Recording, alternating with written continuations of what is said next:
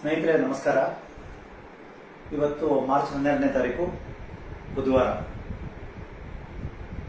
ಇವತ್ತು ಲೈವ್ ಬಂದಿರೋ ಉದ್ದೇಶ ಏನಂದ್ರೆ, ನೀವು ಮಾಧ್ಯಮಗಳಲ್ಲಿ ಸುಮಾರು ಒಂದು ವಾರದಿಂದ ಅಂದ್ರೆ 3ನೇ ತಾರೀಕಿಂದ ಸತತವಾಗಿ ನೋಡ್ತಾ ಇದ್ದೀರಾ. ಒಬ್ಬ ರನ್ಯಾ ರಾವ್ ಎಂಬಕ್ಕೆ ಸೌದಿಯಿಂದ ಅಂದ್ರೆ ದುಬೈಯಿಂದ ಬಂದಂತಹ ಫ್ಲೈಟ್ ಅಲ್ಲಿ ಬರುವಾಗ ಸುಮಾರು 14 kg 200 ಗ್ರಾಮು ಅಂದ್ರೆ ಸಾಧಾರಣ 12.5 ಕೋಟಿಯಷ್ಟು ಮೊತ್ತದ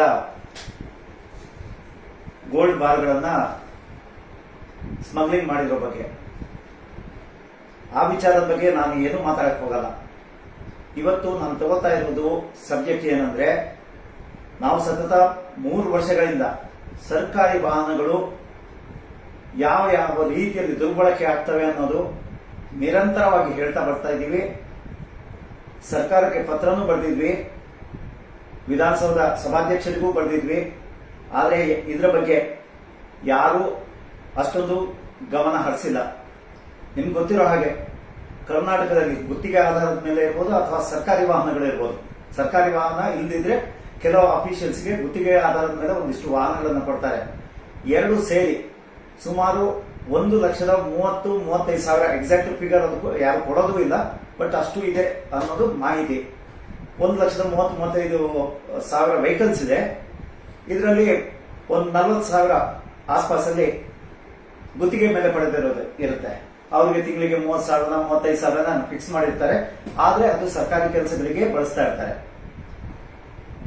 ನಾವು ಅವಾಗಿಂದ ಈ ಲೈವ್ ಏನ್ ಮಾಡ್ತಾ ಇದ್ವಿ, ನೀವು ನೋಡಿರ್ಬೇಕು. ಬಹುತೇಕ ಭಾಗಗಳಲ್ಲಿ ನಾವು ನೆಲಮಂಗಲ ಟೋಲ್ ಇರ್ಬೋದು, ಮೈಸೂರು ರೋಡ್ ಟೋಲ್ ಇರ್ಬೋದು, ಇಂತಹ ಜಾಗಗಳಲ್ಲಿ ಕೆಲವು ಕಡೆ ಕಾರ್ಯಾಚರಣೆ ಮಾಡಿ 2 ಪ್ರಮುಖ ವಿಚಾರಗಳನ್ನ ಹೇಳ್ತಾ ಇದ್ವಿ. ಒಂದು, ಸರ್ಕಾರಿ ವಾಹನ ಖಾಸಗಿ ಪ್ರವಾಸಿಗಳಿಗೆ, ಮನೆಯವರಿಗೆ ಇರ್ಬೋದು ಅಥವಾ ಅವರ ನೆಂಟರಿಷ್ಟರಿಗೆ ಸರ್ಕಾರದ ದುಡ್ಡಲ್ಲಿ ಅವರಿಗೆ ಫ್ಯೂಯಲ್ ಹಾಕೋದು, ಅಂದ್ರೆ ಆ ವೆಹಿಕಲ್ಗಳಿಗೆ ಫ್ಯೂಯಲ್ ಹಾಕೋದು, ಅಂದ್ರೆ ಜನ ತೆರಿಗೆ ಹಣದಲ್ಲಿ.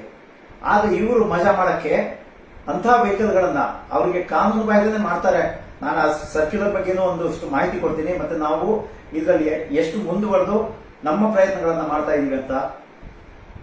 ಈ ಕೇಸಲ್ಲಿ ಏನಾಗಿದೆ ಅಂದ್ರೆ, ರನ್ಯಾ ಅವರ ಅಪ್ಪ ರಾಮಚಂದ್ರ ರಾವ್ ಏನಿದ್ದಾರೆ, ಅವರು ಡಿಜಿಪಿ ಅಂದ್ರೆ ಒಬ್ಬ ಹಿರಿಯ IPS ಆಫೀಸರ್. ಅವರು ಇವಾಗ ಪೊಲೀಸ್ ಹೌಸಿಂಗ್ ಕಾರ್ಪೊರೇಷನ್ ಅಂತ ಇದೆ, ಅಂದ್ರೆ ಪೊಲೀಸ್ ವಸತಿ ನಿಗಮ, ಅದರಲ್ಲಿ ಡಿಜಿಪಿ ಆಗಿದ್ದಾರೆ. ಸರ್ಕಾರಿ ವಾಹನ ಕೊಡೋದು ಕೇವಲ ಸರ್ಕಾರಿ ಕೆಲಸಗಳಿಗೆ ಮಾತ್ರ. ಕೆಲವು ಡಿಗ್ನಿಟರೀಸ್ ಮತ್ತೆ ಇವರೆಲ್ಲ ಇರ್ತಾರೆ, ಹೈ ಪ್ರೊಫೈಲ್ ಇದು, ಅವರಿಗೆ ಕೆಲವರಿಗೆ ಪ್ರಿವಿಲೇಜಸ್ ಅಂತ ಕೊಡ್ತಾರೆ, ಅಂದ್ರೆ ಅವರು ಸ್ವಂತಕ್ಕೂ ಬಳಸಬಹುದು ಅಂತ.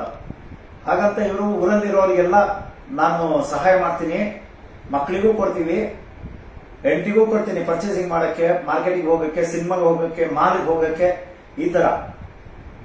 ಇಂಥ ಒಂದು ಕೆಟ್ಟ ಪರಿಸ್ಥಿತಿಯಲ್ಲಿ ಜನರ ಹಣದಿಂದ ಇಂತಹ ವೆಹಿಕಲ್ಗಳು ಪರ್ಚೇಸ್ ಆಗಿ ಅದಕ್ಕೆ ಫ್ಯೂಯಲ್ ಇರ್ಬೋದು, ಮೇಂಟೆನೆನ್ಸ್ ಇರ್ಬೋದು, ಇನ್ಶೂರೆನ್ಸ್ ಇರ್ಬೋದು, ಎಲ್ಲಾನು ಜನರ ತೆರಿಗೆ ಹಣದಲ್ಲಿ ಇದಾಗ್ತಾ ಇದೆ, ಖರ್ಚಾಗ್ತಾ ಇರುತ್ತೆ.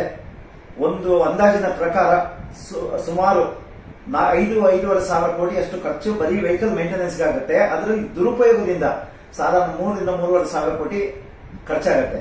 ಯಾಕೆ ನಿಮ್ಗೆ ಗೊತ್ತಿರಬಹುದು, ಇಷ್ಟು ವೆಹಿಕಲ್ಗಳು 1,30,000 ವೆಹಿಕಲ್ಗಳು ದಿನನಿತ್ಯ ಓಡಾಡಬೇಕಂದ್ರೆ ಅದಕ್ಕೊಂದು ಡ್ರೈವರ್ ಇರ್ತಾನೆ. ನೀವು ಟ್ಯಾಕ್ಸಿ ಅಂದ್ರೆ ಗುತ್ತಿಗೆ ಆಧಾರದ ಮೇಲೆ ತಗೊಂಡ್ರೆ ಅವರಿಗೆ ತಿಂಗಳಿಗೆ 35, 40, 45 ಡಿಪೆಂಡ್ಸ್. ಯಾಕಂದ್ರೆ ವೆಹಿಕಲ್ಸ್ ಬೇರೆ ಬೇರೆ ತರ ಇರ್ತವೆ. ಚಿಕ್ಕ ವೆಹಿಕಲ್ ಆದ್ರೆ ಒಂದು ರೇಟ್ ಇರುತ್ತೆ, ಇನ್ನೋವಾ ಟೈಪ್ ಆದ್ರೆ 50,000 ಇರ್ಬೋದು, 55,000 ಇರ್ಬೋದು. ಬಟ್ ಇನ್ನೋವಾಗಳು ತಗೊಳ್ಳಲ್ಲ, ಮೀಡಿಯಂ ಸೈಜ್, ಮೀಡಿಯಂ ಗಾತ್ರದ ಇದು ತಗೋತಾರೆ. ನಮ್ಗೆ ಒಂದು ಖುಷಿ ಆಗ್ತಾ ಇರೋದು ಏನಂದ್ರೆ, ಈ ಸತತವಾಗಿ 3 ವರ್ಷದಿಂದ ಏನು ಈ ಪ್ರಯತ್ನ ಮಾಡ್ತಾ ಇದೀವಿ ನಾವು, KRS ಮತ್ತೆ ಲಂಚ ಮುಕ್ತ ಕರ್ನಾಟಕ ನಿರ್ಮಾಣ ವೇದಿಕೆಯಿಂದ ಒಂದು ನಿರಂತರ ಪ್ರಯತ್ನ ಇದು. ನೀವು ನೋಡ್ತಾ ಇದ್ದೀರಾ, ಅಲ್ಲಲ್ಲಿ ನಾವು ವೆಹಿಕಲ್ಸ್ಗಳು ಹಿಡಿತೀವಿ. ನಿನ್ನೆ ನೋಡಿರ್ಬೇಕು, ಒಂದು RTO ಅಧಿಕಾರಿ ಹಣ ವಸೂಲಿ ಮಾಡುವಾಗ ಇದು ಮಾಡ್ತೀವಿ. ಈ ತರ ಕನ್ಸ್ಟ್ರಕ್ಟಿವ್ ನಾವು ಮಾಡ್ತಾ ಇದ್ವಿ ಕೆಲಸಗಳನ್ನ. ಜಾತಿ ಧರ್ಮ ಆಗ್ಲಿ, ಬೇರೆ ಯಾವುದು ಹಣ ಅಂದ್ರೆ ಶ್ರೀಮಂತಿಗೆ, ಇದು ಯಾವುದನ್ನು ಕನ್ಸಿಡರ್ ಮಾಡಿಲ್ಲ. ಅಕ್ರಮ ನಡೀತಾ ಇದೆಯಾ, ಅಧಿಕಾರಿಗಳು ಅದರ ಬಗ್ಗೆ ಕ್ರಮ ತಗೊಳ್ಳಲ್ವಾ, ನಾವು ನೇರವಾಗಿ ಅವರನ್ನು ಪ್ರಶ್ನೆ ಮಾಡ್ತೀವಿ. ಮತ್ತೆ ಆ ಅಧಿಕಾರಿಗಳ ಮೇಲೆ ಒತ್ತಡ ತಂದು ಕಾನೂನು ರೀತಿ ಏನ್ ಮಾಡಬೇಕು ಅದನ್ನ ನಿರಂತರವಾಗಿ ಮಾಡ್ತಾ ಇದೀವಿ. ನಿಮ್ಗೂ ಗೊತ್ತಿದೆ, ನಮ್ಮನ್ನ ಕ್ಲೋಸ್ಲಿ ಯಾರು ಫಾಲೋ ಮಾಡ್ತಾ ಇದ್ರ ಫೇಸ್ಬುಕ್ ಅಥವಾ ಸಾಮಾಜಿಕ ಜಾಲತಾಣಗಳಲ್ಲಿ ಯಾರು ಫಾಲೋ ಮಾಡ್ತೀರಾ ನಿಮ್ಗೆ ಬಹುತೇಕರಿಗೆ ಗೊತ್ತಿದೆ ಈ ವಿಚಾರವಾಗಿ. ಈ ಪ್ರಕರಣಕ್ಕೆ ಬರ್ಬೇಕಾದ್ರೆ ನಾನು ಯಾಕೆ ಇದನ್ನ ತಗೊಂಡು ಇವತ್ತು ಮಾಡ್ತಾ ಇದ್ದೆ, ಯಾವತ್ತೂ ನಾವು ಇದನ್ನ ಒಂದು ಕಾರ್ಯಕ್ರಮ ಮಾಡಬೇಕಿತ್ತು. ಯಾಕಂದ್ರೆ ಎಷ್ಟೋ ಜನ ಅನ್ಕೋತೀರಾ ನೀವು ಅಲ್ಲಿ ನಿಲ್ಲಿಸ್ತೀರಾ ಇಲ್ಲಿ ನಿಲ್ಲಿಸ್ತೀರಾ ಗಾಡಿ ಕೊನೆಗೆ ಏನಾಯ್ತು ಅಂತ. ನಾನು ಕೊನೆಗೆ ಏನಾಯ್ತು ಏನು ಆಗಲ್ಲ ಅನ್ನೋದನ್ನು ಒಂದಿಷ್ಟು ದಾಖಲೆಗಳು ನನ್ನ ಕೈಯಲ್ಲಿದೆ. ಇವಾಗ ನಾವು ನಮ್ಮ ಪ್ರಯತ್ನ ಯಾವ ಮಟ್ಟದಲ್ಲಿದೆ ಅಂತ ತೋರಿಸ್ತೀನಿ, ಒಂದೊಂದೇ ಮತ್ತೆ ಹೇಳ್ತಾ ಹೋಗ್ತೀನಿ. ಅದಕ್ಕಿಂತ ಮುಂಚೆ ಈ ಕೇಸಲ್ಲಿ ರಮ್ಯಾರಾವ್ ಅವರಿಗೆ ಅವರ ತಂದೆಗಿದ್ದಂತಹ ಪ್ರಿವಿಲೇಜಸ್ ಏನಿದೆ ಆ ಪ್ರೋಟೋಕಾಲ್ ಅದನ್ನ ದುರ್ಬಳಕೆ ಮಾಡಿಕೊಂಡು ಇಂತಹ ದೇಶದ್ರೋಹಿ ಕೆಲಸಗಳಿಗೆ ಬಳಸ್ತಾ ಇದ್ರು. ಇದು ಅವ್ರ ತಂದೆಯವರಿಗೆ ಗೊತ್ತಿದೆಯಾ, ರಾಮಚಂದ್ರ ಅವರಿಗೆ ಗೊತ್ತಿಲ್ವಾ ಅದು ಬೇರೆ ವಿಚಾರ. ಆದ್ರೆ ಪ್ರೋಟೋಕಾಲ್ ಅಂದ್ರೆ ಒಂದಿಷ್ಟು ಅಫಿಷಿಯಲ್ಸ್ ಗೊತ್ತಿರಬೇಕು. ಪ್ರೋಟೋಕಾಲ್ ಜೊತೆ ಒಂದಿಷ್ಟು ಸ್ಟಾಫ್ ಹೋಗ್ತಾರೆ, ಅದ್ರಲ್ಲಿ ಕಾನ್ಸ್ಟೇಬಲ್ ಡ್ರೈವರ್ ಎಲ್ಲ ಇರ್ತಾರೆ, ಇವ್ರಿಗೆ ಗೊತ್ತಿರುತ್ತೆ. ಪ್ರೋಟೋಕಾಲ್ ಕೊಡೋದು ಯಾರಿಗೆ? ರಮ್ಯಾ ಅವರ ಮಗಳು ಅಷ್ಟೇನೆ. ಅವ್ರೇನು ಗವರ್ಮೆಂಟ್ ಹುದ್ದೆಯಲ್ಲಿಲ್ಲ, ಏನೂ ಇಲ್ಲ. ಸೊ ಈ ರೀತಿಯಲ್ಲಿ ಅವರ ಹೆಸರನ್ನು ಬಳಸಿಕೊಂಡು ದೇಶ ದ್ರೋಹಿ ಕೆಲಸ ಮತ್ತು ಕಾನೂನು ಬಾಹಿರ ಕೆಲಸ ಮಾಡಕ್ಕೆ ಹಲವಾರು ಜನ ನಾನಾ ರೀತಿಯಲ್ಲಿ ಇದನ್ನ ಬಳಸ್ಕೊತಾ ಇದ್ದಾರೆ.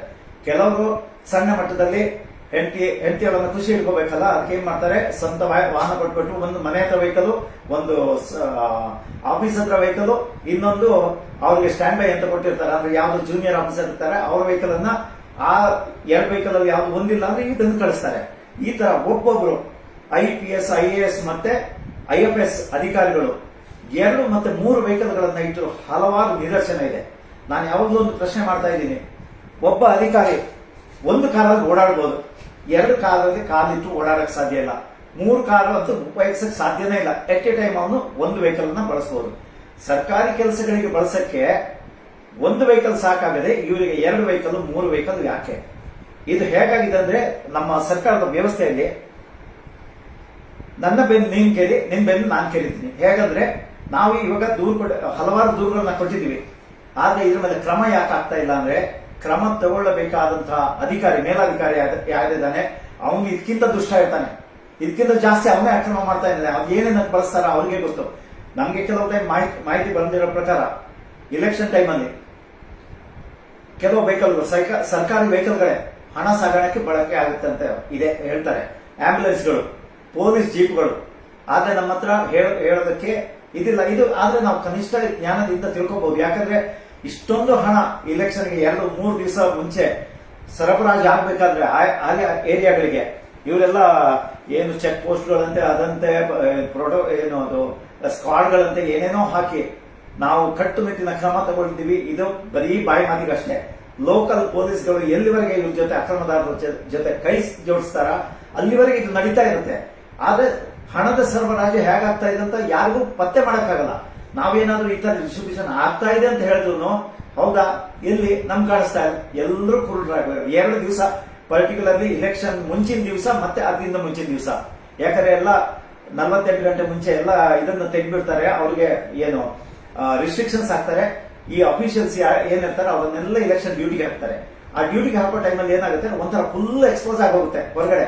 ಇಲ್ಲಿ ಪೊಲೀಸರಲ್ಲ ಚೆಕ್ ಮಾಡಕ್ಕೆ, ಆ ಸ್ಕ್ವಾಡ್ ಏನಿರುತ್ತೆ ಅದು ಅಲ್ಲಿಂದ ಜಾಗ ಖಾಲಿ ಮಾಡಿರುತ್ತೆ. ಸೊ ಈ ಕತ್ತಲ ರಾತ್ರಿ ಅಂತ ಹೇಳ್ಬೋದು ನಾವು. ಇಲೆಕ್ಷನ್ ಮುಂಚಿನ ದಿವಸ ಏನ್ ನಡೆಯುತ್ತೆ ಅದು ಕತ್ತಲ ರಾತ್ರಿ ಅಂತ ಹೇಳ್ಬೋದು. ಇದೆಲ್ಲ ನಾನು ಯಾಕೆ ಲಿಂಕ್ ಮಾಡ್ತಾ ಇದ್ದೆ ಅಂದ್ರೆ ವ್ಯವಸ್ಥೆಯಲ್ಲಿ ಒಂದೊಂದು ಸಣ್ಣ ತಪ್ಪುಗಳು ಇದು ಎಷ್ಟು ದೊಡ್ಡ ಮಟ್ಟದ ಸಮಾಜಕ್ಕೆ ಒಂಥರ ದ್ರೋಹ ತರುವಂತಹ ಕೆಲಸ ಮಾಡುತ್ತೆ, ಜನಸಾಮಾನ್ಯರಿಗೆ ದ್ರೋಹ ತರುವಂತಹ ಕೆಲಸ ಮಾಡುತ್ತೆ ಅಂತ ನಾನು ಇದನ್ನ ಮತ್ತೆ ಮತ್ತೆ ಹೇಳ್ತಾ ಇರೋದು ಆ ಕಾರಣಕ್ಕಾಗಿ. ಈ ಕೇಸಲ್ಲಿ ಈಗ ಇವರು ಪ್ರೋಟೋಕಾಲ್ ತರಬೇಕಾದ್ರೆ ಅಂದ್ರೆ ಎಷ್ಟು ಆರಾಮ ಆಯ್ತು ನೋಡಿ. ನಮ್ಗೆ ಇನ್ನೊಂದು ಬರ್ತಾ ಇರೋ ಮಾಹಿತಿ ಏನಂದ್ರೆ ಈ ರಿಟೈರ್ಡ್ ಕೆಲವರು ಆಫೀಸರ್, ಹೈಯರ್ ಪ್ರಿವಿಲೇಜಸ್ ತಗೊಂಡಿರೋ ಆಫೀಸರ್ಸ್ ಮತ್ತೆ ಆರ್ಮಿ, ನೇವಿ, ಏರ್ ಫೋರ್ಸ್ ಇದರಲ್ಲಿರೋ ಕೆಲವು ಅಫಿಷಿಯಲ್ಸ್ ಅವರಿಗೆ ಪಾಸ್ ಇರುತ್ತೆ. ಅವ್ರು ಎಲ್ಲೇ ಹೋಗ್ಬೇಕಾದ್ರೂ ಅವ್ರದ್ದು ಲಗೇಜ್ ಏನಿರುತ್ತೆ, ಕ್ಯಾಬಿನ್ ಲಗೇಜ್, ಅದು ಯಾವತ್ತೂ ಚೆಕ್ ಮಾಡಲ್ಲ ಯಾರು, because they have the identity card. ಇದನ್ನ ದುರ್ಬಳಕೆ ಮಾಡ್ಕೊಳ್ಳುವಂತಹ ಒಂದು ಇಷ್ಟು ವ್ಯಕ್ತಿಗಳ ಬಗ್ಗೆನೂ ಮಾಹಿತಿ ಬರ್ತಾ ಇರುತ್ತೆ. ಆದ್ರೆ ಅದನ್ನ ಪ್ರೂವ್ ಮಾಡಕ್ಕೆ ಖಂಡಿತವಾಗಿ ನಮ್ಮ ಹತ್ರ ಏನೂ ಇಲ್ಲ. ಆದ್ರೆ ಖಂಡಿತವಾಗಿ ಇದು ಆಗೋದಂತೂ ನಿಜ. ಇಲ್ಲಾಂದ್ರೆ ಈ ಹವಲ ಹಣ ವರ್ಗಾವಣೆ ಅದು ಇದು ಎಲ್ಲ ಹೇಗಾಗಕ್ಕೆ ಸಾಧ್ಯ? ಸೂಟ್ ಕೇಸಲ್ಲಿ ತಗೊಂಡು ವಿಮಾನದಲ್ಲಿ ಬೇಕಾದ್ರೆ ಅವ್ರು ಹೋಗ್ಬಿಡ್ತಾರೆ. ಯಾಕಂದ್ರೆ ಚೆಕಿಂಗ್ ಇರಲ್ಲ, ಎಲ್ಲೂ ಬಿಟ್ಬಿಡ್ತಾರೆ, ID ಕಾರ್ಡ್ ತೋರಿಸ್ತಾರೆ, ಬಿಟ್ಬಿಡ್ತಾರೆ. ನಾವು ಅದನ್ನೇ ಟೋಲ್ ಅಲ್ಲಿ ಏನ್ ತೋರಿಸಿದ್ವಿ, ವಾಹನಗಳ ಮೇಲೆ ಸ್ಟಿಕ್ಕರ್ ಹಾಕೋದು, ಪೊಲೀಸ್ ಅಂತ ಸ್ಟಿಕ್ಕರ್ ಹಾಕೋದು, ಇಂದ ಕಂದಾಯ ಏನು ಇನ್ಕಮ್ ಟ್ಯಾಕ್ಸ್ ಡಿಪಾರ್ಟ್ಮೆಂಟ್ ಕಮಿಷನರ್ ಅಂತ ಹಾಕೋದು.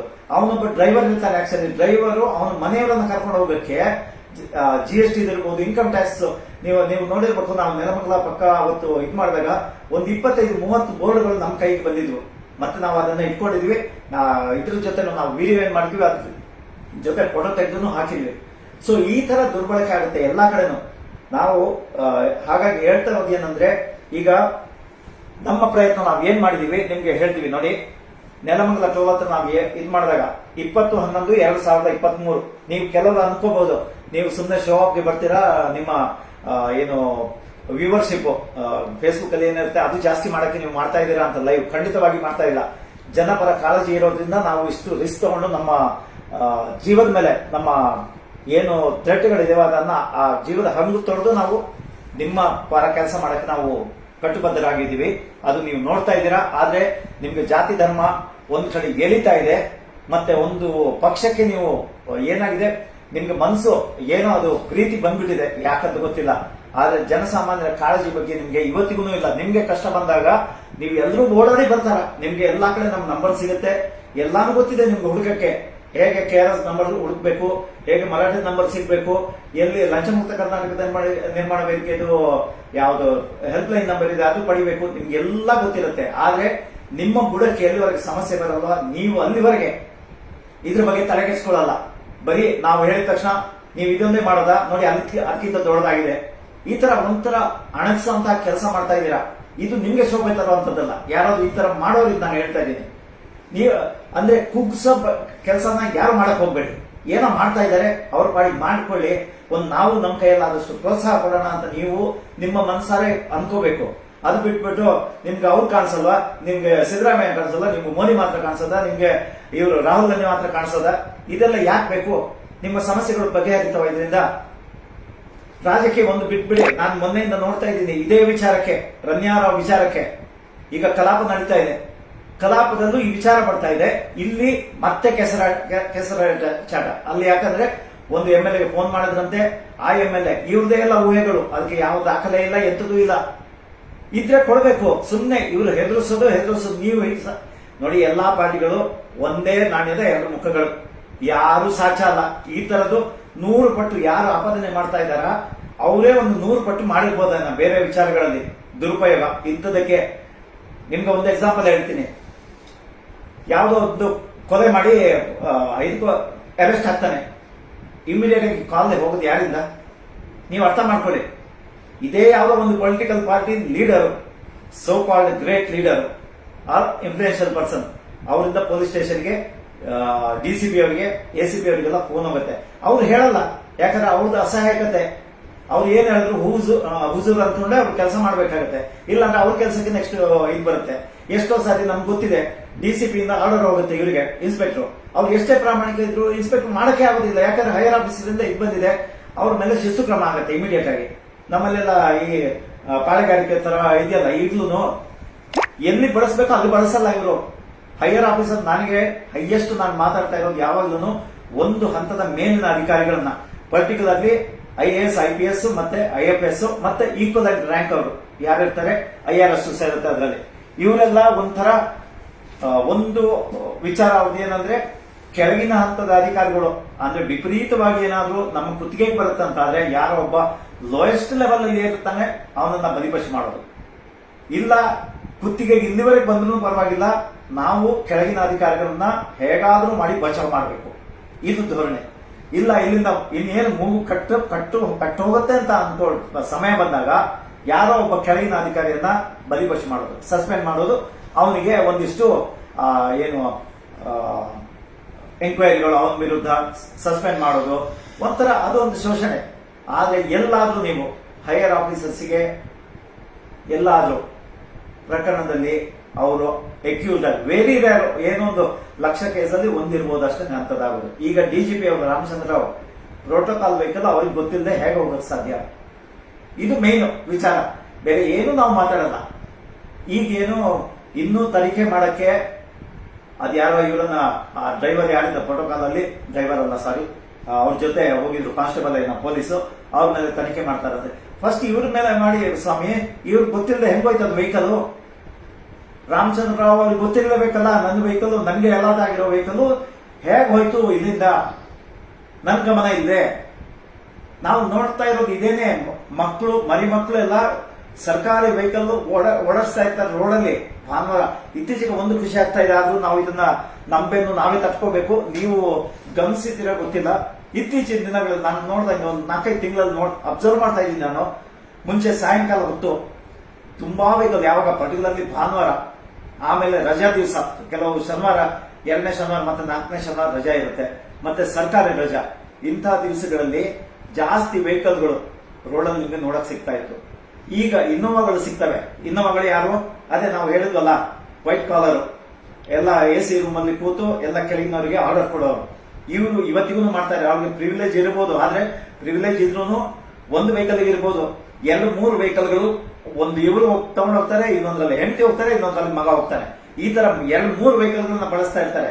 ಆದ್ರೆ ನಮ್ಗೆ ಏನು ಕಾನೂನಲ್ಲಿ ಏನ್ ತೊಡಕು ಇದೆ ಅಂದ್ರೆ, ನಾವೇನೋ ವೆಹಿಕಲ್ ಹಿಡಿದ್ವಿ, ಅದು ಅಫಿಷಿಯಲ್ ಆಗಿ ನಮ್ ಗ್ರಾಚಾರ ಕೆಟ್ಟಿದ್ರೆ ಅದೇನೋ ನಮ್ಮ ಬ್ಯಾಡ್ ಲಕ್ಕಿಗೆ ಅದು ಅಫಿಷಿಯಲ್ ಜರ್ನಿನೇ ಇರುತ್ತೆ ಅನ್ಕೊಳ್ಳಿ. ಈಗ ಮಗ ತಗೊಂಡೋಗಿದ್ರೆ ಅದ್ರಲ್ಲಿ ಏನ್ ಸಮಸ್ಯೆ ಇಲ್ಲ. ಯಾವ್ದೋ ಆಫೀಸರ್ ಹೋಗ್ತಾ ಇದ್ದಾನೆ, ಹೆಂಡತಿನ ಕರ್ಕೊಂಡ, ಮಗನ್ ಕರ್ಕೊಂಡ, ಮನೆ ಕೆಲಸದೊಳಗೆ ಕರ್ಕೊಂಡು ಹೋಗ್ತಾ ಇರ್ತಾರೆ, ಅದು ಅಫಿಷಿಯಲ್ ಅಂತ ಅವ್ರು ಬಿಂಬಿಸ್ತಾರೆ. ಆವಾಗ ನಮ್ಮ ಮೇಲೆ ಪ್ರಕರಣಗಳನ್ನ ದಾಖಲಿಸೋ ಇದು ನಡೆದಿದೆ. ಆದ್ರೆ ವೆಹಿಕಲ್ ಇದ್ರ ಮೇಲೆಲ್ಲ ಬೇರೆ ಪ್ರಕರಣಗಳು ನಡೆದಿದೆ. ಈ ತರ ಮಾಡ್ತಾರೆ. ಇಷ್ಟೊಂದು ನಾವು ರಿಸ್ಕ್ ಇಟ್ಕೊಂಡು, ರಿಸ್ಕ್ ಇದ್ರೂ ನಮ್ಮಲ್ಲಿ ಕೇಸ್ ಬೀಳೋ ಚಾನ್ಸಸ್ ಇರುತ್ತೆ. ಆದ್ರೂ ನಾವು ಈ ಅಭಿಯಾನ ಏನಿದೆ, ಸರ್ಕಾರಿ ವಾಹನ ದುರುಪಯೋಗ, ಅದು ಇವತ್ತಿಗೂ ಅದ್ರ ವಿರುದ್ಧ ನಾವು ಹೋರಾಟದ ಏನಿಲ್ಲ, ಹೋಗ್ತೀವಿ. ವೆಹಿಕಲ್ ಯಾವ್ದಾದ್ರು ನಮ್ಗೆ ಅನುಮಾನಾಸ್ಪದ ಕಾಣಿಸಿದ್ರೆ, ಇದರಲ್ಲಿ ಯಾರೋ ಬೇರೆಯವರು ಇದ್ದಾರೆ, ಅಫಿಷಿಯಲ್ ಇಲ್ಲ ಅಂತಂದ್ರೆ ನಾವು ಅದನ್ನ ನಿಲ್ಲಿಸ್ಬಿಟ್ಟು ಪ್ರಶ್ನೆ ಮಾಡ್ತೀವಿ. ಹೈಯರ್ ಆಫೀಸರ್ಸ್ಗೆ ನಾವು ಇದು ಕೊಡ್ತೀವಿ. ಈಗ ನಾನು ಮುಖ್ಯ ವಿಚಾರಕ್ಕೆ ಬರ್ತೀನಿ. 21/11/2023 ನಾವು ಮುಖ್ಯ ಕಾರ್ಯದರ್ಶಿ ಕರ್ನಾಟಕ ಸರ್ಕಾರ ಇವರಿಗೆ ಈ ಪತ್ರ ಬರೆದಿದ್ವಿ.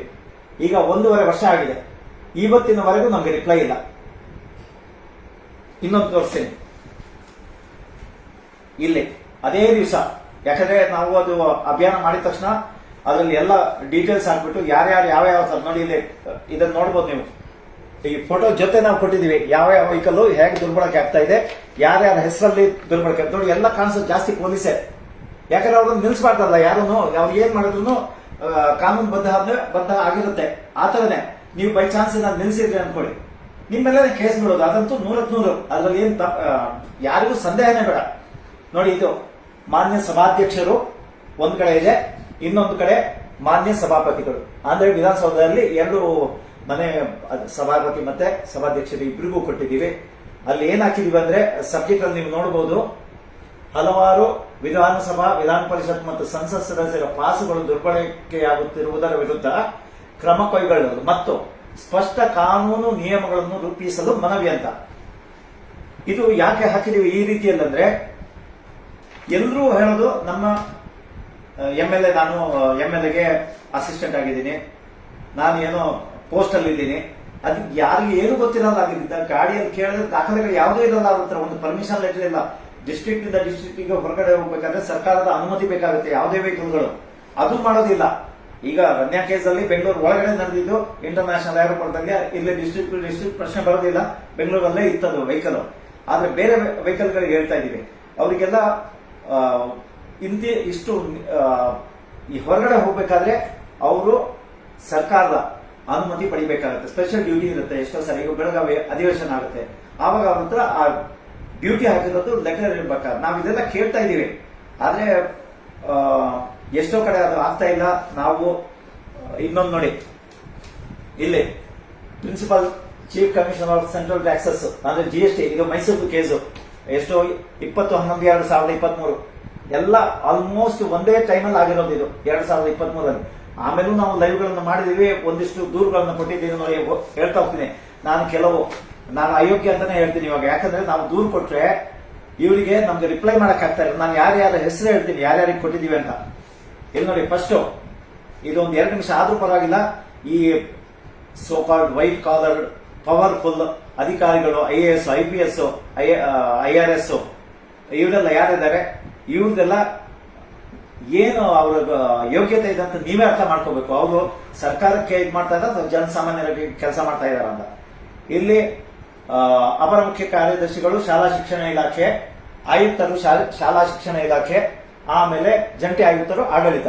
ಇದೊಂದು ಎಜುಕೇಶನ್ ಡಿಪಾರ್ಟ್ಮೆಂಟ್ ಆಗಿ ಸಂಬಂಧಪಟ್ಟಂತ ವೆಹಿಕಲ್ ಅನ್ನ ನಾವು ಯಾವಾಗ ಇದು ಕೊಟ್ಟಿದ್ದೀನಿ, ಇಮೇಲ್ ಕಳಿಸಿರೋದು 4th June 2024, ಅಂದ್ರೆ ಆಲ್ಮೋಸ್ಟ್ 10 months ಬ್ಯಾಕ್. ಇದಕ್ಕೆ ಇನ್ನೂ ರಿಪ್ಲೈ ಇಲ್ಲ, ಎಲ್ಲ ಗಾರ್ಡನ್ ನಿದ್ದೆಯಲ್ಲಿದ್ದಾರೆ ಅನ್ಸುತ್ತೆ. ನಾನು ಒಂದೊಂದೇ ಹೇಳ್ತಾ ಹೋಗ್ತೀನಿ. ನೆಕ್ಸ್ಟ್ 9ನೇ ತಾರೀಕು ಆಗಸ್ಟ್ 2024 ಪ್ರವೀಣ್ ಬಾಗೇವಾಡಿ ವ್ಯವಸ್ಥಾಪಕ ನಿರ್ದೇಶಕರು, ಅಂಬೇಡ್ಕರ್ ಅಭಿವೃದ್ಧಿ ನಿಗಮ. ಅರುಣ್ ಕುಮಾರ್ ಉಪ ಪ್ರಧಾನ ವ್ಯವಸ್ಥಾಪಕರು, ಅಂಬೇಡ್ಕರ್ ಅಭಿವೃದ್ಧಿ ನಿಗಮ. ಕವಿತಾ ಅವರಂಗಲ್ ಪ್ರಧಾನ ವ್ಯವಸ್ಥಾಪಕರು, ಅಂಬೇಡ್ಕರ್ ಅಭಿವೃದ್ಧಿ ನಿಗಮ. ಇದೊಂದು ಸಮಾಜ ಕಲ್ಯಾಣ ಇಲಾಖೆಗೆ ಸಂಬಂಧಪಟ್ಟಂತಹ ವೆಹಿಕಲ್. ನೀವು ನೋಡಿರ್ತೀರ, ಜಯನಗರದಲ್ಲಿ ಯಾರು ರಾಮನಗರದಲ್ಲಿ ಕೆಲಸ ಮಾಡ್ತಾ ಇದ್ದಂತಹ ಒಬ್ರು ಸ್ವಂತಕ್ಕೆ ತಗೊಂಬಂದಲ್ಲಿ ಸಾಯಂಕಾಲ ನಾವು ಲೈವ್ ಮಾಡಿದ್ದು. ಇದಕ್ಕೆ ಇನ್ನೂ ರಿಪ್ಲೈ ಬಂದಿಲ್ಲ. ಇದೇ ರೀತಿಯಲ್ಲಿ Sriroopa IAS commissioner of animal husbandry and animal veterinary services. ಇದೊಂದು ವೆಹಿಕಲ್ ದುರ್ಬಳಕೆ ಬಗ್ಗೆ. ಇವರೆಲ್ಲ ಎಲ್ಲಿ ಮಲ್ಕೊಂಡಿದ್ದಾರೆ ನೋಡಿ. ಇನ್ನೊಂದು ನೀವು ನಾನು ಯಾಕೆ ತೋರಿಸ್ತಾ ಇದ್ದೀನಿ ಅಂದ್ರೆ, ನೀವು ಅನ್ಕೊಳ್ತೀರಾ ಇವ್ರು ಹೋಗಿ ಲೈವ್ ಮಾಡ್ಕೊಂಡು ಆವಾಗಲೇ ಹೇಳ್ದಂಗೆ ಲೈವ್ ಮಾಡ್ಕೊಂಡು ಬಿಲ್ಡಪ್ ಕೊಡ್ತಾರೆ ಅಂತ. ಆತರ ಇಲ್ಲ. ಇದು ಮತ್ತೆ ರಿಮೈಂಡರ್ಸ್ ಇದೆ ಇದರಲ್ಲಿ. ಇದರ ಹಿಂಭಾಗ ಇರೋದೆಲ್ಲ ರಿಮೈಂಡರ್ಸ್. ಇದು ನೋಡಿ, ಇಲ್ಲಿ ಫಸ್ಟ್ ಹಾಕಿರೋದು ಇದು ರಿಮೈಂಡರ್. ಆದ್ರೂ ಯಾವುದಕ್ಕೂ ರಿಪ್ಲೈ ಮಾಡಿ ನೋಡಿ. ಇದ್ರ ಜೊತೆ ಇದು KSSIDC ನಿಮ್ಗೆ ಗೊತ್ತಿರ್ಬೇಕು. ಇಲೆಕ್ಷನ್ ಮುಂಚಿನ ದಿವಸ ಅಂದ್ರೆ ಮುಂಚಿನ ವಾರದಲ್ಲಿ ಇಲ್ಲೇ ನಡೆದಿರೋದು ಚುಂಚುಕಟ್ಟ ಮೈನ್ ರೋಡ್ ಅಲ್ಲಿ.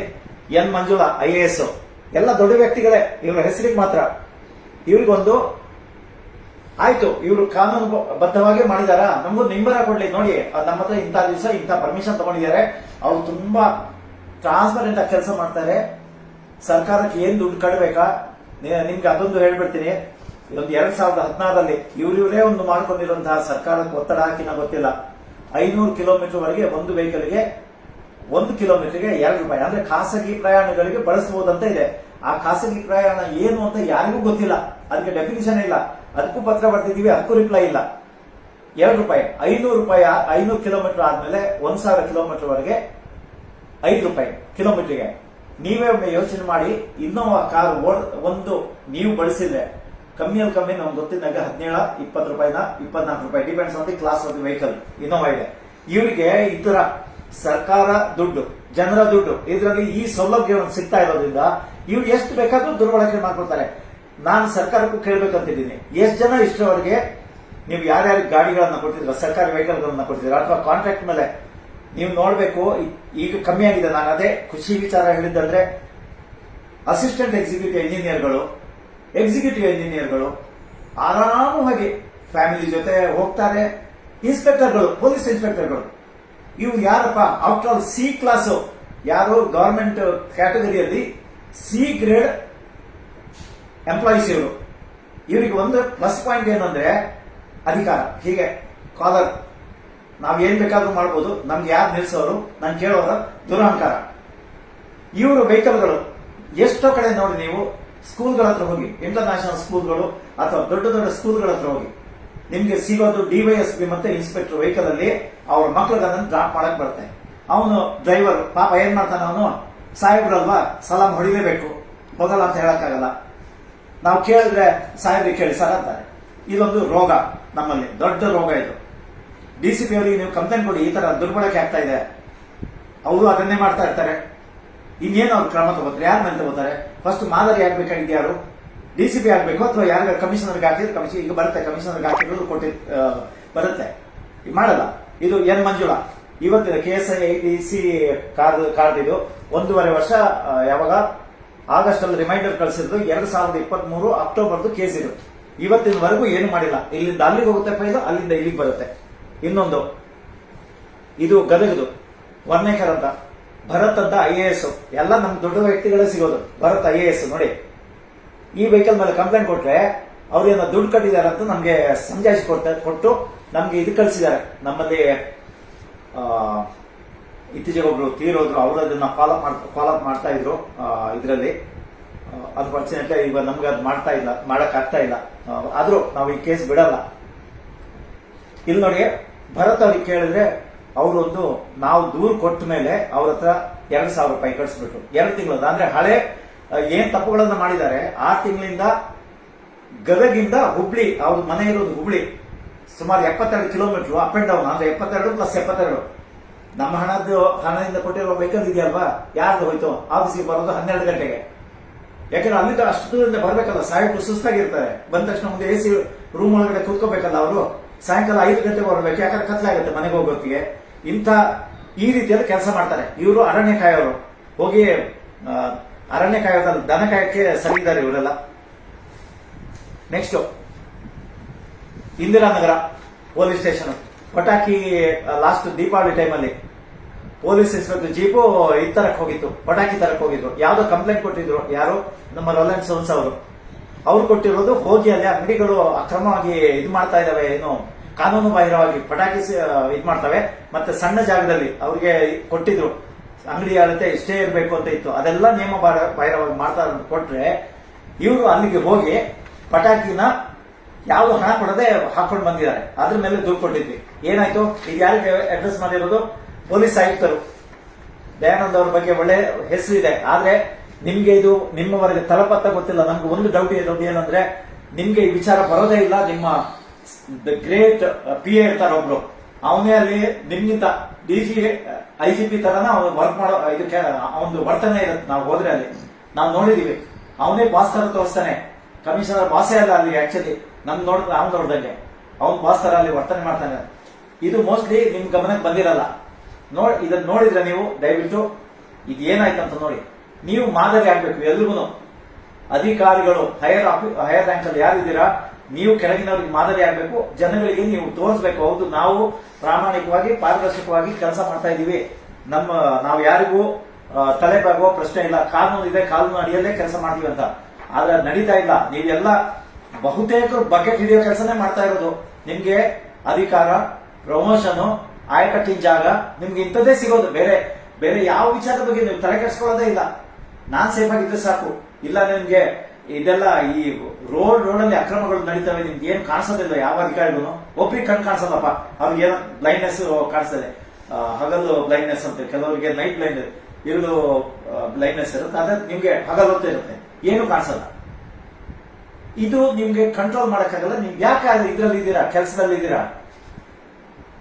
ಇಲ್ಲಿ ನೋಡಿ, ಇನ್ನೊಂದು ಸರ್ಕಾರಿ ವಾಹನಗಳ ಇದು ಕೊನೆಯದಂತಲ್ಲ, ಇನ್ನೊಂದು 20-25 ಇದೆ. ನಾನು ಜಸ್ಟ್ ಸ್ಯಾಂಪಲ್ ತೋರ್ಸಕ್ಕೆ. ಯಾಕಂದ್ರೆ ಇಲ್ಲಿ ನೋಡಿ ಹಾಕಿರೋದು ಯಾರು?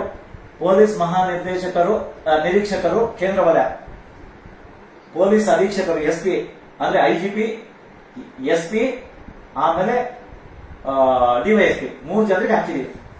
ಇದೊಂದು ಪ್ರಕರಣ ಹೆಬ್ಬಗುಡಿ ಪೊಲೀಸ್ ಠಾಣೆ. ಇದು ಏನ್ ಮಾಡ್ತೀರಾ ನೀವು? ಒಂದಕ್ಕೆ ನಿಮ್ಗೆ ಅಟ್ಲೀಸ್ಟ್ ಮರ್ಯಾದೆಗಾದ್ರೂ ಒಂದಕ್ಕಾದ್ರೂ ನೀವು ಉತ್ತರ ಕೊಟ್ಟಿದ್ದೀರಾ? ಇಲ್ವೇ ಇಲ್ಲ. ಪೊಲೀಸ್ ಡಿಪಾರ್ಟ್ಮೆಂಟ್ ನಮ್ಗೆ ಇಷ್ಟವರೆಗೂ CCTV ಕೇಳಿದ್ರೆ ಅವತ್ತಿನ ವರ್ಕ್ ಆಗಲ್ಲ. ನಾವು DCP ಕಂಪ್ಲೇಂಟ್ ಕೊಟ್ರೆ ಇವರಿಗೆ ಕಳಿಸ್ಬಿಟ್ಟು, ಆಯ್ತಪ್ಪ ನೀನೊಂದು ನನಗೆ ಇದು ಕೊಟ್ಬಿಡು, ಸಮಜಾಯಿಸಿ ಕೊಟ್ಬಿಡು, ನಾನು ಪ್ರಕರಣ ಕ್ಲೋಸ್ ಮಾಡ್ತೀನಿ ಅಂತ ಅವ್ರದ್ದು ಅಡ್ಜಸ್ಟ್ಮೆಂಟ್. CCTVಗಳು ಕಂಪಲ್ಸರಿ 18 months ಎಲ್ಲ ಕಡೆ ಇರಬೇಕು ಅಂತ ಇದೆ. ಆದ್ರೆ ಯಾರು ನೋಡ್ಕೋತಾ ಇದ್ದೀರಾ? ಅದಕ್ಕೊಂದು ಸಮಿತಿ ಇದೆ. DCPಗೆ ಅದರಲ್ಲಿ ಪ್ರಮುಖ ಜವಾಬ್ದಾರಿ ಇದೆ.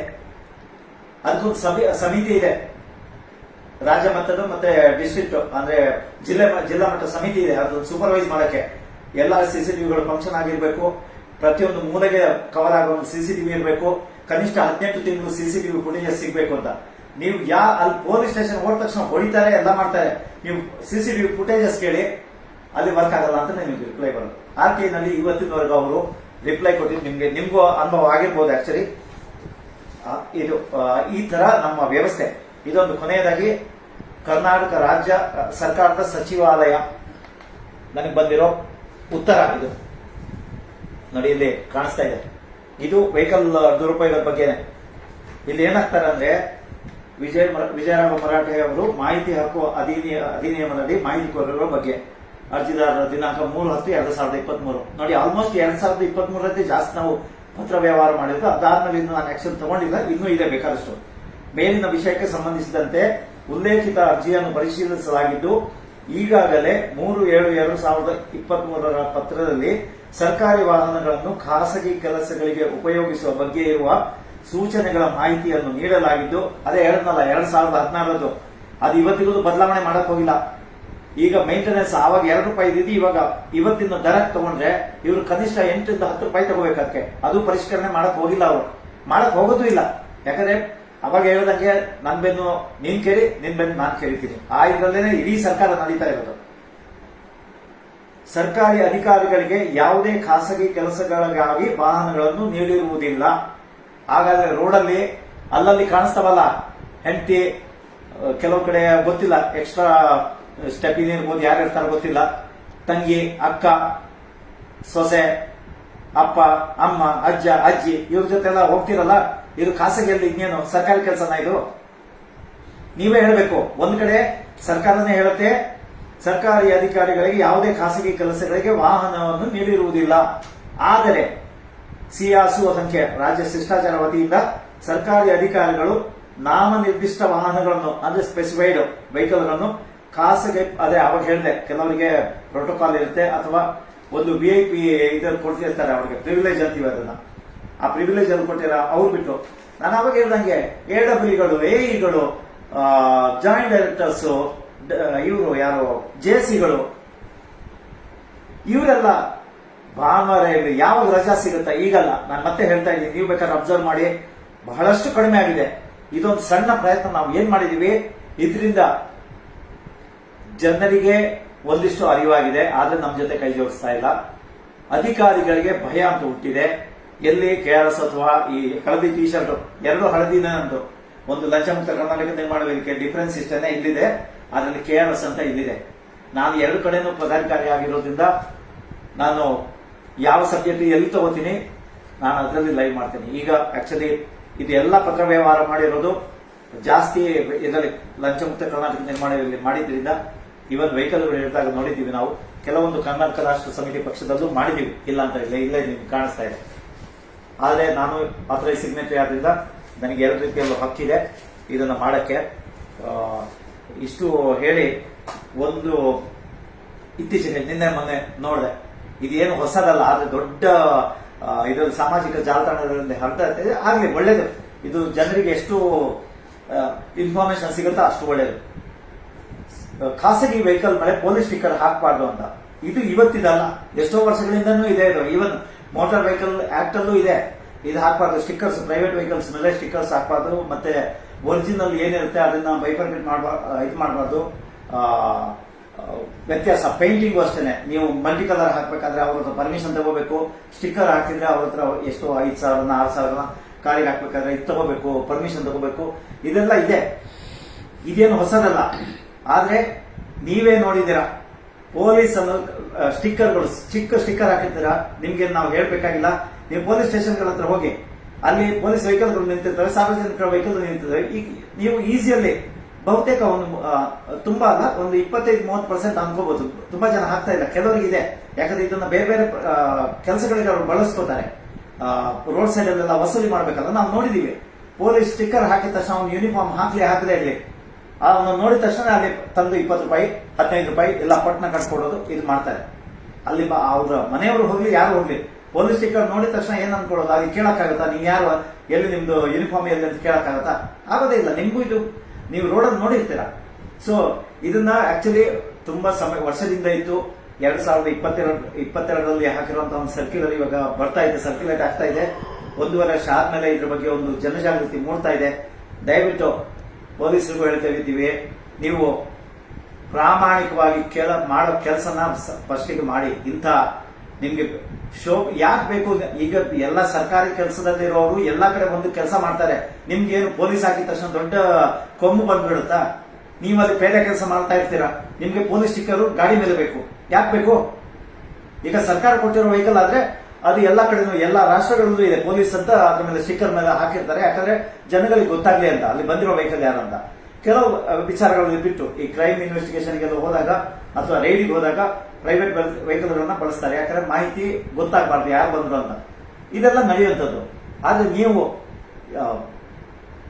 ಒಂದು ನಾನ್ ದೊಡ್ಡ ವ್ಯಕ್ತಿ ಅಂತ ತೋರಿಸಿಕೆ ಪೊಲೀಸ್ ಡಿಪಾರ್ಟ್ಮೆಂಟ್, ನೀನ ಅಲ್ಲಿ ಯಾರು DGP ಮನೆಯಲ್ಲಿ ಬಟ್ಟೆ ಹೋಗಿ ಕೆಲಸ ಮಾಡ್ತಾ ಇರ್ತೀರಾ ಏನೋ ಯಾರಿಗೂ ಗೊತ್ತು. ಆದ್ರೆ ನೀವು ತೋರಿಸ್ಕೋಬೇಕಲ್ಲ ನಾನು ಪೊಲೀಸ್ ಅಂತ, ಅದಕ್ಕಾಗಿ ಬಳಸ್ಕೋತಾರೆ ಗೊತ್ತಿಲ್ಲ, ದೊಡ್ಡ ವ್ಯಕ್ತಿ ತೋರ್ಸಕ್ಕೆ ಇಲ್ಲ, ರೋಡ್ ಸೈಡ್ ಅಲ್ಲಿ ಇದ್ ಮಾಡಕ್ಕೆ, ಏನು ವಸೂಲಿ ಮಾಡಕ್ಕೆ. ನಾವು ಜಾಸ್ತಿ ನೋಡಿರೋದು ಅದೇನೆ, ಬೇರೆ ಯಾವ್ದಲ್ಲ. ಒಂದು ಪೈಸಾ, ಒಂದು ಚೀತಾ, ಇನ್ನೊಂದು ಈ ವೆಹಿಕಲ್, ಪ್ರೈವೇಟ್ ವೆಹಿಕಲ್, ಸ್ಟಿಕ್ಕರ್ ಹಾಕಿರೋ ವೆಹಿಕಲ್. ಇವ್ರಿಗೆ ಇದೇ ಕೆಲಸ. ಅವ್ರಿಗೆ ಮತ್ತೆ ಜುರಿಸ್ಟಿಕ್ಷನ್ ಇಲ್ಲ, ಯಾಕಂದ್ರೆ ಕೇಳಕ್ಕಾಗಲ್ಲ. ಇವರು ಈಗ ರೋಡ್ ಸೈಡ್ ಅಲ್ಲಿ ಏನು ಮಾಡ್ತಾ ಇರ್ತಾರೆ, ಅವ್ರದ್ದು ಕೆಲವು ತಪ್ಪುಗಳು ಇರ್ತವೆ. ಕಾನೂನು ಪ್ರಕಾರ ನೋಡಿದ್ರೆ ಅವ್ರು ಮಾಡ್ತಾ ಇರೋದು ತಪ್ಪು. ಆದ್ರೆ ಅವ್ರು ಇರೋದ್ರಿಂದ ಅಟ್ಲೀಸ್ಟ್ ಜನಸಾಮಾನ್ಯರು ಒಂದು ಕಮ್ಮಿ ದರದಲ್ಲಿ ಏನೋ ಒಂದು ತಿಂಡಿ ತಿನ್ಕೊಂಡು ಬದುಕಕ್ಕೆ ಆಗ್ತಾ ಇದೆ. ಈಗ ಅವ್ರು ಹೋಟೆಲ್ಗೆ ಹೋದ್ರೆ ಇತ್ತೀಚೆಗೆ ನೋಡಿದಿರಾ ನೀವು, ಪ್ರತಿಯೊಂದು ಐಟಮ್ಗೂ GST. ಒಂದು ನೀವು ಹೋಟೆಲ್ ಒಳಗಡೆ ಹೋಗಿ ಹೊರಗಡೆ ಬಂದ್ರೆ ಕನಿಷ್ಠ ಒಬ್ಬ ವ್ಯಕ್ತಿಗೆ ಒಂದು 3 ಹೊತ್ತು ತಿನ್ಬೇಕಾಗತ್ತೆ. ಅದು ಒಂದು ಸಮಯಕ್ಕೆ ಮಾತ್ರ ಹೇಳ್ತಾ ಇದ್ದೀನಿ. ತಿಂಡಿ ಇರ್ಬೋದು, ಊಟ ಇರ್ಬೋದು. 100 ರಿಂದ 120 ರೂಪಾಯಿಗಿಂತ ಕಮ್ಮಿ ನೀವು ಹೊಟ್ಟೆ ತುಂಬಾ ತಿಂದು ಬರಕ್ಕೆ ಸಾಧ್ಯನೇ ಇಲ್ಲ. 120, 140 ರೂಪಾಯಿ ಅಂತೂ ಖಂಡಿತ ಬೇಕಾಗುತ್ತೆ. ನೀವು ರೋಡ್ ಸೈಡ್ ತಿಂದ್ರೆ 40-50 ರೂಪಾಯಿಗೆ ಆಗತ್ತೆ. ಇದನ್ನ ಕಾನೂನು ಪರಿಪಾಲನೆಯನ್ನು ಬಳಸ್ಕೊಂಡು ನೀವು ಅವ್ರನ್ನು ವಸೂಲಿ ಮಾಡ್ತೀರಾ. ಈ ರೋಡ್ ಸೈಡ್ ಮಾಡುವವರು ಅದನ್ನ ರಿಕವರ್ ಮಾಡ್ಬೇಕಾದ್ರೆ ಮತ್ತೆ ಜನರ ಮೇಲೆ ಅದನ್ನ ಅವ್ರು ಹಾಕ್ಲೇಬೇಕಾಗತ್ತೆ. ಅದು ಅವ್ರ ತಪ್ಪು ಖಂಡಿತ ಅಲ್ಲ. ಯಾಕಂದ್ರೆ ಅವನು ಅದನ್ನ ರಿಕವರ್ ಮಾಡ್ಲೇಬೇಕು. ಅವನು ದುಡಿಯೋದೇ ಒಂದಿಷ್ಟು ಲಾಭ ಮಾಡ್ಕೊಳಕ್ಕೆ, ಅವತ್ತಿನ ಜೀವನ ನಡೆಸಕ್ಕೆ. ನೀವು ಅದ್ರ ಮೇಲೂ ಮಾಡ್ತೀರಾ. ಇಷ್ಟ ಹೇಳಿ ಇನ್ನು ಮಾತಾಡಕ್ ಹೋದ್ರೆ ತುಂಬಾ ಇದೆ ವಿಚಾರ. ನಾನು ಕೊನೆ 2 ಮಾತುಗಳನ್ನ ಹೇಳಿ ಮುಗಿಸ್ತಾ ಇದ್ದೀನಿ. ದಯವಿಟ್ಟು ಪ್ರತಿಯೊಂದು ವಿಚಾರದಲ್ಲೂ ಈ ರಾಜಕೀಯದವರು ನೀನ್ ಮಾಡಿ ಸರಿನಾ ತಪ್ಪು ಹುಡುಕೋದ್ರಲ್ಲೇ ಕಾಲಹರಣ ಮಾಡ್ತಾ ಇರ್ತಾರೆ. ಆಸ್ ಇಫ್ ಅವು ಏನು ಸ್ಫಟಿಕದಂತಹ ವ್ಯಕ್ತಿಗಳು ಈ ಪಕ್ಷದಲ್ಲಿದ್ದಾಗ, ಆದ್ರೆ ಅವರು ಅಧಿಕಾರದಲ್ಲಿದ್ದಾಗ ಅವರು ಸ್ಫಟಿಕ, ಅವರು ಅಪೋಸಿಷನ್ ಸೈಡ್ ಬಂದಾಗ ಇನ್ನೊಂದು ಪಾರ್ಟಿ ಇದ್ರಲ್ಲಿ ನೋಡೋದು ಏನು ಅತಿ ಕೆಟ್ಟ ರೀತಿಯಲ್ಲಿ. ಇಬ್ರದ್ದು ತಪ್ಪಿದೆ ಇಲ್ಲಿ. ಆ ಪಾರ್ಟಿ ಈ ಪಾರ್ಟಿ ಅನ್ನೋದಕ್ಕಿಂತ ನೀವು ಏನ್ ವಿಚಾರ ಇದೆಯನ್ನ ಜನಗಳಿಗೆ ನೇರವಾಗಿ ತಿಳಿಸಿ. ಈ ವಿಚಾರದಲ್ಲೇ ನಾನು ಹೇಳಿದ್ದು, ಅಲ್ಲಿ ಒಬ್ಬ ಇವನಿದ್ದಂತೆ, ಫೋನ್ ಹೋಯ್ತಂತೆ, ಅದೆಲ್ಲ ಇನ್ವೆಸ್ಟಿಗೇಷನ್ ಮಾಡ್ತಾರೆ. ನಿಮ್ಗೆ ಹೆಸರು ಗೊತ್ತಿದೆಯಾ? ಓಪನ್ ಆಗಿ ಹೇಳಿ. ಅದ್ರಲ್ಲಿ ಏನು ಜನಗಳಿಗೆ ಗೊತ್ತಾಗ್ಲಿ. ನಿಮ್ಗೆ ಅರ್ಥ ಇದೆ ಇಲ್ಲ, ಯಾಕಂದ್ರೆ ಇನ್ಫಾರ್ಮೇಶನ್ ಬೀಳುತ್ತೆ. ಅವನು ವ್ಯಕ್ತಿ ಅಲ್ಲ ಅಂದ್ರೆ ನಾನು ಅವಾಗ ಹೇಳಿದ್ನಲ್ಲ, ನೀವು ಪೊಲೀಸ್ ನಿಲ್ಸಬೇಕಾದ್ರೆ ಕೇಳ್ಬೋದು. ಆದ್ರೆ ಅವನು ಆಕ್ಚುಲಿ ಯಾವ್ದೋ ಪರ್ಮಿಷನ್ ತಗೊಂಡು ಯಾವ್ದೋ ಇನ್ವೆಸ್ಟಿಗೇಷನ್ ಹೋಗ್ತಾ ಇದ್ರೆ ನೀವು ಅವನ್ನ ತಡೆದ್ರಿ ಅಂತ ನಿಮ್ಮೇಲೆ ಕೇಸ್ ಬೀಳೋದು. ಹಾಗಾಗಿ ಇವರೆಲ್ಲ ಏನಂದ್ರೆ ಸೇಫ್ ಗೇಮು. ಒಂದು ಇದರಲ್ಲಿ ಸೋಷಿಯಲ್ ಮೀಡಿಯಾದಲ್ಲಿ ಮತ್ತೆ ವಿಧಾನಸಭೆ ಸಭೆಯಲ್ಲಿ ಹೇಳ್ಬಿಡೋದು ಅದನ್ನ. ಅದು ಸ್ಪ್ರೆಡ್ ಮಾಡಕ್ಕೆ ಅದ್ರದ್ದೇ ಒಂದು ತಂಡ ಇರುತ್ತೆ. ಅವ್ರಿಗೆ ಸತ್ಯನ ಸುಳ್ಳ ಅದು ಏನು ನೋಡಲ್ಲ. ಹಾಗಾಗಿ ಜನಸಾಮಾನ್ಯರು ಅಷ್ಟೇನೆ ವ್ಯವಸ್ಥೆನ ಯಾವ ರೀತಿಯಲ್ಲಿ ಹಾಳು ಮಾಡ್ತಾ ಇದ್ದಾರೆ ಅಂದ್ರೆ ಈ ಸೋಷಿಯಲ್ ಮೀಡಿಯಾ ಬಳಸ್ಕೊಂಡು ನೀವು ಅದನ್ನ ಎಷ್ಟು ಅದನ್ನ ನೋಡ್ಬೇಕು, ಸತ್ಯಾಸತ್ಯತೆ ಎಷ್ಟಿದೆ ಏನು ನೋಡಲ್ಲ. ಬರ್ತಾ ಇದ್ದಂಗೆ ನಿಮ್ಗೆ ಆತುರ, 1 ನಿಮಿಷ ನೋಡೋದು ಇಲ್ಲ. ನಿಮ್ಗೆ ಅದು ಸರಿಯಾಗಿ ನಿಮ್ಮ ಐಡಿಯಾಲಜಿ ಏನಿದೆ ನೀವು ಫಾಲೋ ಮಾಡ್ತಿರಲ್ಲ, ಅವ್ರ ಐಡಿಯಾಲಜಿಗೆ ತಕ್ಕಂತೆ ಇದೆಯಾ, ನೀವು ತಕ್ಷಣ ಫಾರ್ವರ್ಡ್ ಮಾಡ್ಬಿಡ್ತೀರ. ಒಂದಿಷ್ಟು ಸಾಮಾಜಿಕ ಜಾಲತಾಣದಲ್ಲಿ ಈಗ ನಿಮ್ಗೆ ಅವಕಾಶ ಇದೆ. ಒಂದು 5 ನಿಮಿಷ ನೀವು ಸ್ಪೆಂಡ್ ಮಾಡಿದ್ರೆ ಹೌದಾ ಅಲ್ವಾ ಅಥವಾ ಇನ್ನೂ ಅದ್ರ ಬಗ್ಗೆ ಏನು ಗೊತ್ತಾಗಿಲ್ವಾ ಇದು ಮಾಹಿತಿ ಸಿಗುತ್ತೆ. ಇದನ್ನ ನೀವು ಫಸ್ಟ್ ಮಾಡಿ. ಆಮೇಲೆ ನಮ್ಮೊಂದಿಗೆ KRS ಇರ್ಬೋದು, ಲಂಚಮುಕ್ತ ಕರ್ನಾಟಕ ನಿರ್ಮಾಣ ವೇದಿಕೆ ಇರ್ಬೋದು, ನಮ್ಮ ಕೆಲಸಗಳನ್ನ ನೋಡಿದೀರಾ. ನೀವು ಯಾರನ್ನ ಪ್ಲೀಸ್ ಮಾಡಕ್ಕೆ, ಯಾವ ಪಾರ್ಟಿನ ಮಾಡೋದಕ್ಕೆ ನಮ್ಮ ಕೆಲಸಗಳನ್ನ ಎಷ್ಟೋ ಸಾರಿ ಒಂದು ಮನಸಾರೆ ನೀವು ಒಪ್ಕೋತೀರಾ. ಹೌದು, ಇದೊಂದೇ ಪಕ್ಷ ನೇರವಾಗಿ ಸಂಘರ್ಷಕ್ಕೆ ಇಳಿತಾ ಇರೋದು, ಜನರ ಪರ ನಿಂತು ಕೆಲಸ ಮಾಡಿ ಅಧಿಕಾರಿಗಳನ್ನ ಎದುರು ಹಾಕೊಂಡು ಕೆಲಸ ಮಾಡ್ತಾ ಇರೋದಂತ ಒಂದ್ ಕಡೆ ನಿಮ್ಗೆ ಇದೆ ಮನಸ್ಸಲ್ಲಿ. ಆದ್ರೆ ನೀವು ಮಾಡ್ತಾ ಇರೋದೇನು, ಇವರಲ್ಲಿ ಅಧಿಕಾರ ತಗೊಂಡ್ಬಿಡ್ತಾರೆ. ಸ್ವಾಮಿ, ನಮ್ಗೆ ಖಂಡಿತವಾಗಿ ಅಧಿಕಾರದ್ದು ಆಸೆ ಇಲ್ಲ. ನಮ್ಮ ರಾಜ್ಯಾಧ್ಯಕ್ಷರೇ 3-4 ಸಾರಿ ಸೋತ್ರು, ಇವತ್ತಿಗೂ ಅವರ ವರ್ಚಸ್ಸು ಕಡೆ ಅಷ್ಟೇ ಇದೆ. ಅವ್ರು ಯಾವತ್ತೂ ಎದೆಗುದ್ದಿಲ್ಲ. ನೀವು ಅದನ್ನ ಅರ್ಥ ಮಾಡ್ಕೊಳ್ಳಿ. ನಾನೊಬ್ಬ ಕ್ಯಾಂಡಿಡೇಟ್ ಆಗಿ ನಿಂತವನೇ. ನನಗೂ ನೀವು ಕೊಟ್ಟಿರೋ ಬಳುವಳಿ ಏನು ಅಂತ ಗೊತ್ತಿದೆ. ನಿಮ್ಗೆ ಬೇಕಾಗಿದ್ದು ಬೇರೆ ವಿಚಾರಗಳು, ಹಣ ಮತ್ತೆ ಜಾತಿ ಧರ್ಮ ಇದೇ ಬೇಕಾಗಿದ್ದು ನಿಮ್ಗೆ. ಅದರಿಂದ ನಾವು ನಿಮ್ಮ ಮೆಂಟಾಲಿಟಿ ಚೇಂಜ್ ಮಾಡೋಕೆ ಕಷ್ಟ ಇದೆ. ಆದ್ರೆ ಅಟ್ಲೀಸ್ಟ್ ನಿಮ್ಗೆ ಎಷ್ಟು ಸೌಲಭ್ಯಗಳು ಇತ್ತೀಚೆಗೆ ಸಿಗ್ತಾ ಇದಾವೆ. ಅನ್ನಭಾಗ್ಯದಲ್ಲಿ ಮೊನ್ನೆ ಲೈವ್ ಮಾಡಿದ್ವಿ, ಇನ್ನೂ ಮಾಡ್ತಾ ಇದೀವಿ. ಭಾನುವಾರ ಇನ್ನೊಂದು ಮಾಡ್ತಾ ಇದೀವಿ ಲೈವ್. ಇದೆಲ್ಲ ಯಾಕೆ ಮಾಡ್ತಾ ಇದೀವಿ? ಸರ್ಕಾರ ಮಾಡ್ತಾ ಇರೋ ಕೆಲಸಗಳನ್ನ ನಾವು ಮಾಡ್ತಾ ಇದೀವಿ. ಈಗ ಒಂದು ಪಂಚ ಗ್ಯಾರಂಟಿಗಳನ್ನ ಇಂಪ್ಲಿಮೆಂಟ್ ಮಾಡಕ್ಕೆ ಈಗ ಸಭೆಯಲ್ಲಿ ಅದೊಂದು ಗಲಾಟೆ ಆಗ್ತಾ ಇದೆ. ಯಾವ್ದೋ ಇಷ್ಟು ಅಧ್ಯಕ್ಷರು ಇವರನ್ನ ನೇಮಕ ಮಾಡಿದ್ದಾರೆ, 25-40 ಸಾವಿರ ಎಲ್ಲ ಸಂಬಳ ಅಂತ. KRS ಮತ್ತೆ ಲಂಚ ಮುಕ್ತ ಅವರಿಗೆ ಕೊಟ್ಬಿಡಿ ನೀವು ಇದನ್ನ ಮಾನಿಟರ್ ಮಾಡಕ್ಕೆ. ಯಾವುದೇ ಫಲಾಪೇಕ್ಷೆ ಇಲ್ಲದೆ ನಾವು ನಿಮ್ಗಿಂತ 100 ಪಟ್ಟು ನಾವು ಅದನ್ನ ಇಂಪ್ಲಿಮೆಂಟ್ ಮಾಡಿ ತೋರಿಸ್ತೀವಿ. ಅದು ಚಾಲೆಂಜ್ ನಾವು ಕೊಡ್ತೀವಿ. ಇದಿಷ್ಟು ಹೇಳ್ತಾ ಲೈವ್ ಮುಗಿಸ್ತಾ ಇದ್ದೀನಿ. ಸುಮಾರು 40 ನಿಮಿಷಗಳಷ್ಟು ಆಗಿರ್ಬೇಕು. ಎಲ್ರಿಗೂ ಈ ವಿಚಾರಗಳನ್ನ ನೀವು ಯಾರ್ಯಾರು ನೋಡ್ತಾ ಇದ್ದೀರಾ ಅರ್ಥ ಮಾಡಿಕೊಳ್ಳಿ ದಯವಿಟ್ಟು. ನಾವು ಆಸೆಗಾಗಿ ಪದವಿ ತಗೋಬೇಕು, ಪರ್ಟಿಕ್ಯುಲರ್ ನಾನು ಇವಾಗ 61 ವರ್ಷ, ನನಗೇನು ಇನ್ನೂ ಇದನ್ನ ಯಾವ್ದಾದ್ರು MLA ಆಗ್ಬೇಕಾದ್ರೆ ಪ್ರಾಯಶಃ ಒಂದು 85 ವರ್ಷ 90 ವರ್ಷ ಆಗ್ಬೇಕು, ಅಂದ್ರೆ 15-20 ವರ್ಷ ಗೊತ್ತಿಲ್ಲ. ನನಗೇನಾದ್ರೂ ಆಸೆ ಇದೆಯಾ? ಒಂದು ಸಾಮಾಜಿಕ ಕೆಲಸ ಮಾಡ್ತಾ ಇದ್ದೀನಿ, ದಯವಿಟ್ಟು ನೀವು ಕೈ ಜೋಡಿಸಿ. ರಾಜಕೀಯ ಇದನ್ನೆಲ್ಲ ಕೆಲವು ವಿಚಾರಗಳಿಗೆ ದೂರ ಇಡಿ. ಜನಸಾಮಾನ್ಯರಿಗೆ ಎಲ್ಲರಿಗೂ ತೊಂದರೆ ಆಗ್ತಾ ಇದೆ, ಅದನ್ನು ನಮ್ಮ ಗಮನಕ್ಕೂ ತನ್ನಿ. ನೀವು ಕೈ ಜೋಡಿಸಿ, ನೀವು ದೂರದಾರರಾಗಿ ಅಂತ ಹೇಳ್ತಾ ಈ ಲೈವ್ ಮುಗಿಸ್ತಾ ಇದ್ದೀನಿ. ಎಲ್ರಿಗೂ ಧನ್ಯವಾದ. ಮತ್ತೆ ಭಾನುವಾರ 10:30 12:30 ಗಂಟೆ ತನಕ ನಿಮ್ಮನ್ನ ಭೇಟಿ ಆಗ್ತೀವಿ. ಒಂದು ಅನ್ನಭಾಗ್ಯದ ಮೇಲೆ ಲೈವ್ ಮಾಡ್ತಾ ಇದೀವಿ. ಅದರಲ್ಲಿ ಕಮಿಷನರ್ ಅವರಿಗೂ ನಾವು ಆಹ್ವಾನ ಕೊಟ್ಟಿದ್ದೀವಿ, ಬಂದು ಭಾಗವಹಿಸಿ ಜನರ ಮತ್ತೆ ನಮ್ಮ ಕೆಲವು ಪ್ರಶ್ನೆಗಳಿಗೆ ನೇರ ಉತ್ತರ ಕೊಡಿ ಅಂತ ಹೇಳಿದ್ವಿ. ಎಲ್ರಿಗೂ ಧನ್ಯವಾದ.